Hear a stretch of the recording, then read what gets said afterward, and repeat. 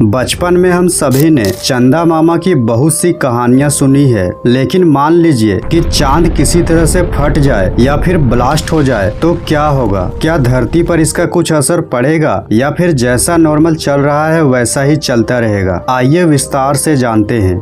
आज से 450 करोड़ साल पहले हमारी धरती अकेले ही सूरज का चक्कर लगाती थी, लेकिन मंगल ग्रह जितने बड़े साइज का एक ग्रह पृथ्वी से टकराया, जिसके बाद धरती के कुछ टुकड़े हो गए और वो टुकड़े अंतरिक्ष में फैल गए। लेकिन धरती के गुरुत्वाकर्षण बल इतनी थी कि उसने इन टुकड़ों को अपनी ओर खींच लिया और इस घटना के कुछ सालों के बाद ही ये सारे टुकड़े मिलकर एक गोला बन गया। ये एक ऐसी भयानक घटना थी जो एक ऐसी चीज को जन्म दिया जो बड़ा ही सुंदर और खूबसूरत था। इसके नाम से आज हर बच्चे को लोरी गाकर सुलाया जाता है और वो है चंदा मामा। चांद के जन्म के कुछ सालों के बाद ही धरती पर जीवन पनपने लगा। कई साइंटिस्टों का मानना है कि अगर उस समय चांद का जन्म ना हुआ होता तो धरती पर जीवन संभव नहीं होता। लेकिन अगर मान लीजिए कि चांद किसी तरह से फट जाए या ब्लास्ट हो जाए तो क्या होगा। चांद के ब्लास्ट होने के 3 कारण हो सकते हैं और तीसरे नंबर का कारण पॉसिबल भी हो सकता है। चांद के फटने का पहला कारण हो सकता है कि चांद खुद ब खुद फट जाए, लेकिन चांद का खुद से फटना लगभग नामुमकिन है, क्योंकि चांद के अंदर कोई लावा ही नहीं है जो फटकर बाहर निकले या फिर चांद को ही फोड़ दे।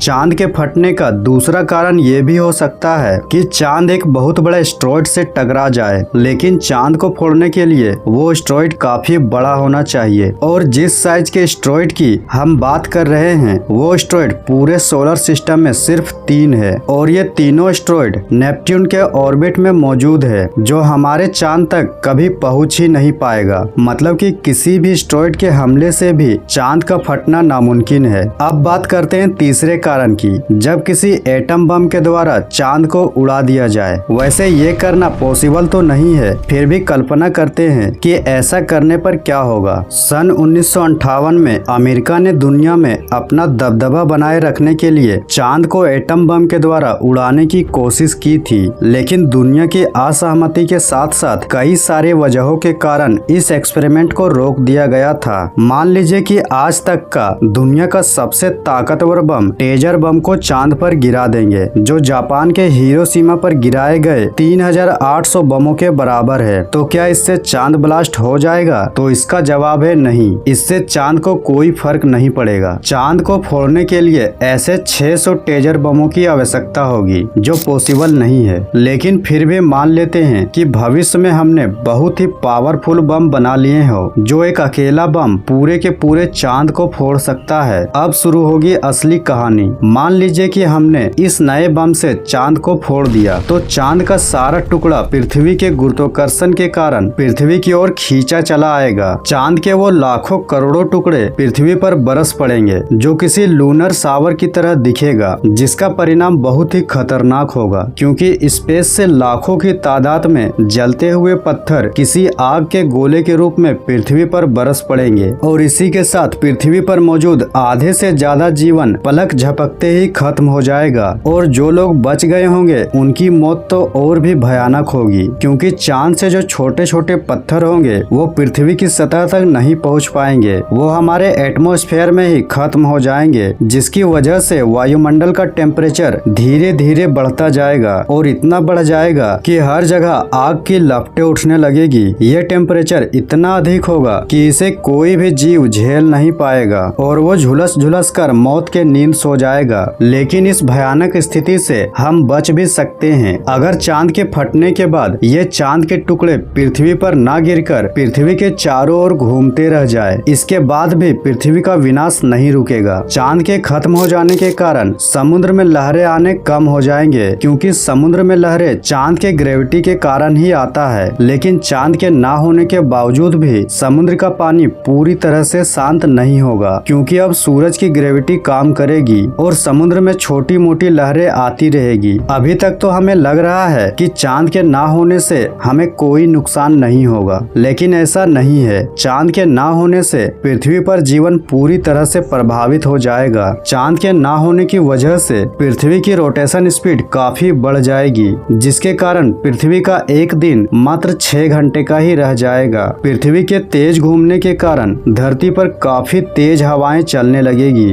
और साथ ही समुद्र में बड़ी बड़ी लहरें ना उठने के कारण समुद्र के अंदर ऑक्सीजन नहीं पहुंच पाएगी, जिसकी वजह से सभी समुद्री जीवों की घुटन के कारण मौत हो जाएगी। हम जानते हैं कि पृथ्वी अपने अक्ष पर 23.5 डिग्री झुकी हुई है, जिसका कारण चांद की ग्रेविटी है। अगर चांद नहीं रहेगा तो पृथ्वी का झुकाव बढ़ता जाएगा और पृथ्वी अभी जो वर्टिकल घूम रही है वो हॉरिजॉन्टली घूमने लगेगी। लेकिन जब पृथ्वी हॉरिजॉन्टली घूमेगी तो पृथ्वी का नॉर्थ पोल सूरज के ठीक सामने आ जाएगा और नॉर्थ पोल की सारी बर्फ पिघलने की वजह से सी लेवल काफी ज्यादा बढ़ जाएगा और पृथ्वी की जितनी भी जमीनें हैं वो सभी पानी में डूब जाएगी। पृथ्वी के हॉरिजॉन्टल घूमने के कारण पृथ्वी की एक साइड में हमेशा हमेशा के लिए दिन ही रहेगा और दूसरी साइड में हमेशा हमेशा के लिए रात ही रहेगा। जिस साइड में रात होगी उधर बर्फ जमने के कारण सब कुछ जम जाएगा। चांद और पृथ्वी एक दूसरे के ग्रेविटी की वजह से अपने अपने अक्ष पर स्थिर है। अगर चांद नहीं होगा तो पृथ्वी किसी दूसरे ग्रह के ग्रेविटी की ओर खींची चली जाएगी और हो सकता है कि किसी दूसरे ग्रह से टकराकर पृथ्वी भी ब्लास्ट हो जाए। तो दोस्तों, चांद हमारे लिए कितना जरूरी है ये तो आपको पता चल ही गया होगा। अब आप लोग ये बताइए कि आपने आखिरी बार चांद को कब देखा था और साथ ही वीडियो को लाइक करके चैनल को भी सब्सक्राइब जरूर कर ले।